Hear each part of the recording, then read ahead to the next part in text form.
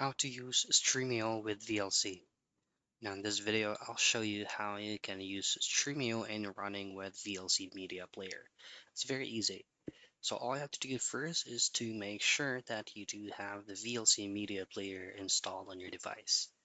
Go into your Google Play Store or any available app store that you can use and type in VLC.